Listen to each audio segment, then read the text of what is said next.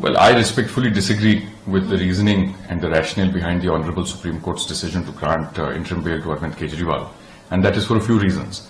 One, in the eyes of the court, in the eyes of the law, it really doesn't matter whether you're a chief minister, union minister, or any other person. You're just any other person before the court. And this particular person had been served 9 summons, and he had been evading these summons.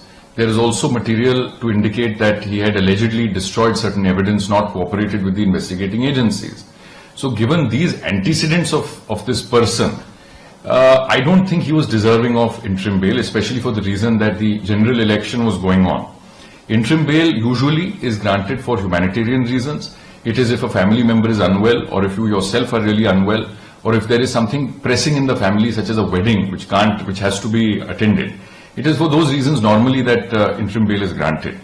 In this case, participating in an election, my personal view is a privilege. And in a democracy, it is a privilege that should not loosely be granted.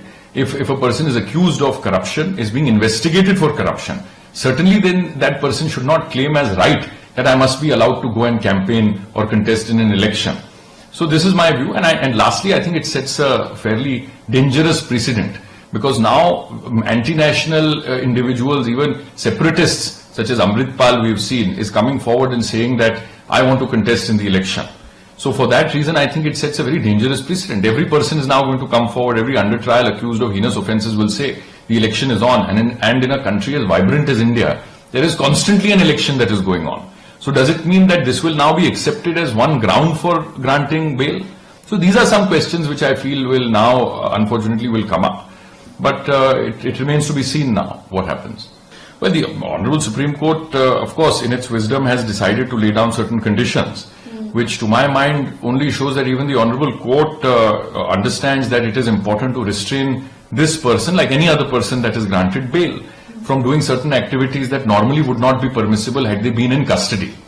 But my view on this is, my personal view is that while an investigation is going on, and while the investigating agencies are still trying to uncover evidence which this person is not cooperating in providing or is hiding or destroying, because I believe certain phones were allegedly destroyed, passwords have not been given, and certain other things have happened. In such a situation, then should such a person be granted this extraordinary relief by the Honorable Court, maybe that doesn't augur very well. This is my personal view. I don't agree with the reasoning that because a general election is going on and therefore we want to grant bail.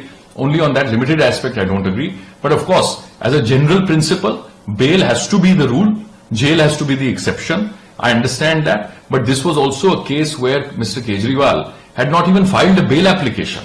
This was a situation, in my understanding, where he was only challenging the legality of his arrest. In the course of those proceedings, which had come up by way of special leave before the Honorable Supreme Court, he has asked for interim bail. So it sends an incorrect message, in my view, an uncomfortable message that people like Kejriwal, who can afford the best lawyers, most expensive lawyers, have perhaps been treated in a manner that maybe a regular person would not have got.